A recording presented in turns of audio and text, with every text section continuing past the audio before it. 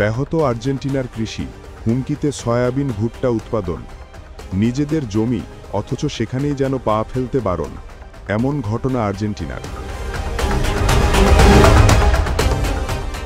ভয়াবহ বন্যার কারণে নিজের কৃষি জমিতেই প্রবেশ করতে পারছেন না দেশটির মধ্য বুয়েনোস আইরেস প্রদেশের কৃষকরা। আর এতেই সয়াবিন ও ভুট্টা উৎপাদনে ভাটা পড়েছে। আর আর্জেন্টিনা বিশ্বের অন্যতম শীর্ষ শস্য রপ্তানিকারক দেশ হওয়ায় চিন্তিত বিশ্বের বিভিন্ন দেশের আমদানিকারকরা।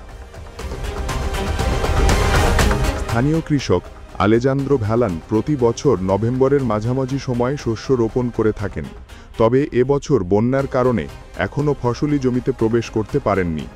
মধ্য বুয়েনোস আইরেসের একটি এলাকা প্লাবিত হওয়ায় জমির প্রবেশপথে আটকা পড়তে হয়েছে তাকে।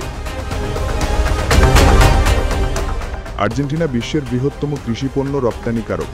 বিশেষ করে সয়াবিন তেল ও ভুট্টা রপ্তানিতে বেশ শক্ত অবস্থান রয়েছে দেশটির।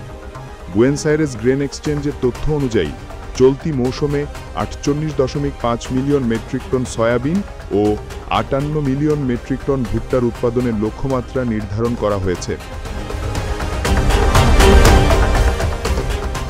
গ্রামীণ উৎপাদকদের সংগঠন কার্পা বলছে, গেল 4 মাসে বৃষ্টিপাত স্বাভাবিকের চেয়ে অনেক বেশি হওয়ায় বুয়েনোস আইরেসের মধ্য ও পশ্চিমাঞ্চলে প্রায় 1.5 মিলিয়ন হেক্টর কৃষি জমি নষ্ট হওয়ার উচ্চ ঝুঁকিতে রয়েছে।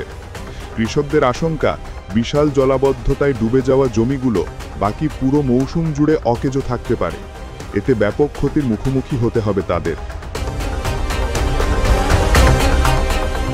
গ্রেন এক্সচেঞ্জের সর্বশেষ প্রতিবেদন অনুযায়ী সয়াবিন রোপণ মাত্র 12.9% সম্পূর্ণ হয়েছে, যা গেল 5 বছরের তুলনায় 3.3% কম, যার একমাত্র কারণ বন্যা।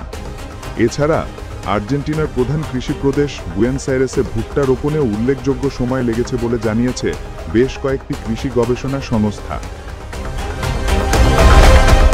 ড্রেনেজ ব্যবস্থা ও গ্রামীণ রাস্তাঘাটে বছরের পর বছর বিনিয়োগ কম করায় এমন পরিস্থিতি সৃষ্টি হয়েছে বলে মনে করেন প্রদেশটির মধ্যাঞ্চলের কৃষকরা। এছাড়া সালাদো নদের তীরবর্তী হওয়ায় এ অঞ্চলের বন্যা ঝুঁকি সবসময়ই প্রবল, যে কারণে ক্ষতির মাত্রাও অনেক গুণ বেশি।